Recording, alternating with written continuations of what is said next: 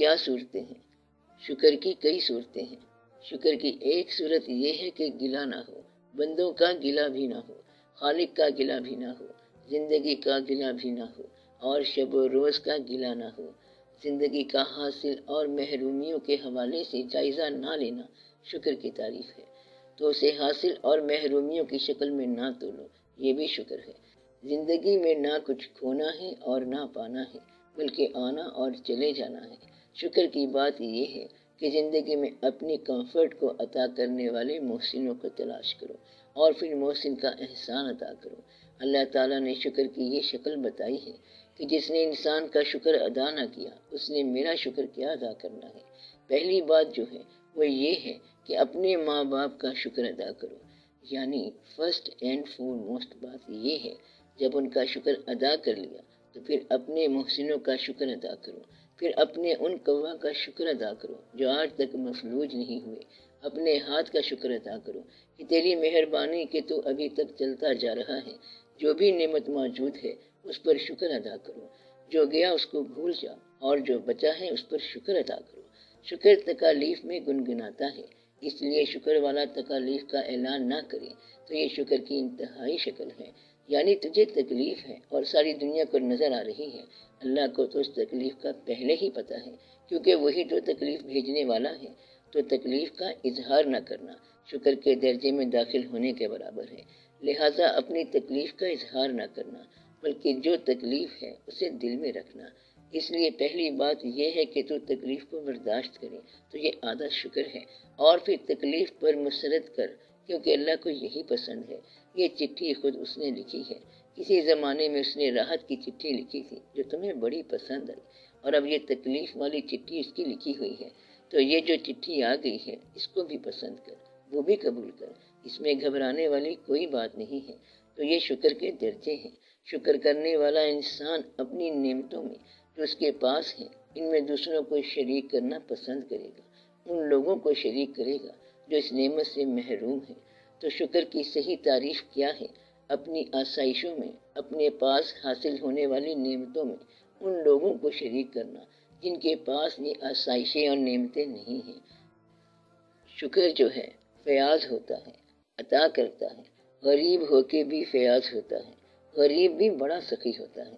ایک دفعہ سوال کیا کسی نے کہ آپ یہ جو کہہ رہے ہیں تو غریب کیسے سخی ہو سکتا ہے؟ سخی تو اللہ کا دوست ہوتا ہے، اور جو امیر ہو وہ تو سخی ہو سکتا ہے، لیکن غریب کیسے سخی ہو سکتا ہے؟ غریب بھی سخی ہو سکتا ہے اگر وہ دوسروں کے مال کی تمنا چھوڑ دے، اس طرح وہ سخی ہو گیا۔ اس کا مطلب یہ ہے کہ وہ غنی ہو گیا۔ اگر آپ تکلیف میں ہیں تو اپنے حالات کو لوگوں سے پوشیدہ رکھنا، اور اگر آپ آسانی میں ہیں تو لوگوں کو اس میں شریک کریں، لوگوں کو اپنے غم میں انوالو نہ کرنا، ان کے پاس پہلے ہی بڑے غم ہیں۔ شکر کا مطلب یہ بھی ہے کہ لوگوں کو آپ اپنے اعمال سے، اپنے مال سے، اپنے خیال سے آسانی عطا کرو۔ یہ زندگی کا شکر ہے کہ لوگوں کی زندگی سے برڈن، بوجھ کم کرو اور لوگوں کو آسانی دو۔ زندگی کا شکر یہ ہے کہ یہ زندگی کے کام آئے۔ شکر کی ایک اور کیفیت یہ ہوتی ہے کہ انسان جو ہے وہ ہمہ حال سجدے کی کیفیت میں رہے۔ شکر جو ہے یہ سرنگو ہو جاتا ہے۔ شکر والا پھلدار شاخ ہے جو جھک جاتی ہے، اور گلہ جو ہے یہ بے ثمر شاخ ہے جو اکڑ جاتی ہے۔ گلہ ہمیشہ بے ثمر رہتا ہے، اور شکر جو ہے یہ ثمردار شاخ کی طرح ہمیشہ جھکا رہتا ہے۔ شکر کے اندر وزڈم، دانائی پیدا ہو جاتی ہے، اور گلے کے اندر انسان بیران ہو جاتا ہے، اور وہ کمپلینٹ، گلہ، شکوہ، شکایت کرتا ہے۔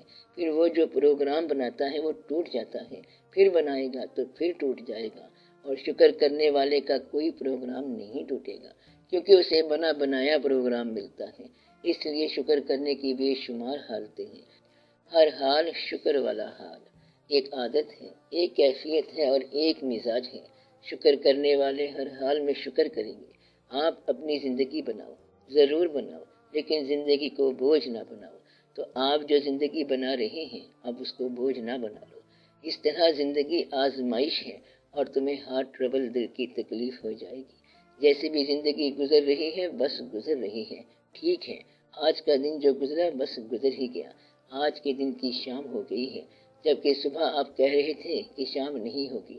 اکثر صبح ہو تو دل میں آتا ہے کہ آج شام کیسے ہوگی، آج کی شام نہیں ہو سکتی، دن بڑا مشکل گزرے گا، لیکن یہ گزر گیا، یہ گھڑی بھی گزر جائے گی اور پھر مرنے کا وقت آ جائے گا، پھر کیا ہوگا، سب ٹھیک ہو جائے گا۔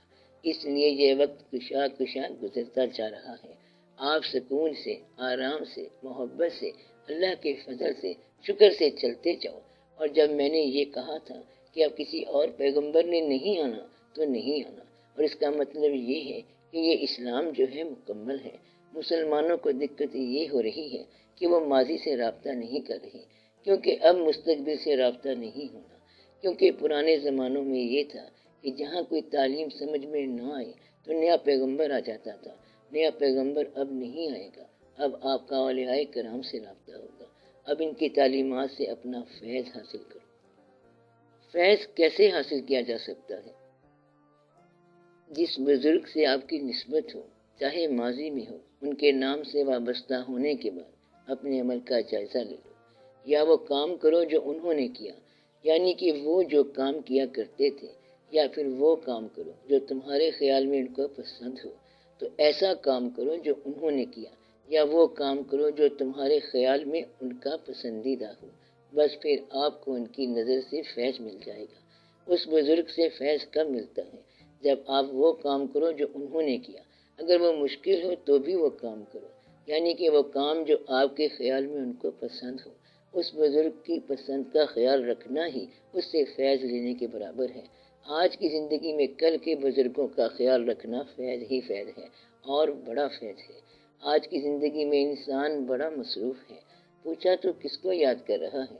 کہتا ہے میں ماضی کو یاد کر رہا ہوں، جو کہ ہمارے بزرگ ہیں، ہم ان سے مانگتے ہیں، ان کو مانتے ہیں۔ آپ جن کو مان رہے ہیں تو یہ ان کا فیض ہے۔ یہ زندگی جس میں لوگ کسی کو نہیں مانتے، اس میں آپ ماننے والے پیدا ہو گئے، تو یہ فیض کی دلیل ہے۔ فیض کی ابتدا یہ ہے کہ انسان ماننے والا بن جاتا ہے۔ ماننے والا یقین سے مانے تو فیض لینے والا بن جاتا ہے، اور پھر جب ان کا عمل آپ کی زندگی میں اتر جائے تو یہ اور قسم کا فیض بن گیا۔ اگر آپ کا عمل ان کی خوشنودی کا باعث بن جائے تو پھر آپ کے لیے اور طرح سے آسانی آ گئی۔ تو آپ اپنے اعمال کو ان کی نسبت سے کیا کریں، بزرگوں کو یاد رکھا کریں اور شکر کیا کریں کہ آپ کو اسلام عطا ہوا۔ آج لوگوں کو اسلام کی بات سمجھ نہیں آ رہی، لیکن جب سمجھ آئے گی تو کافر چیخیں گے۔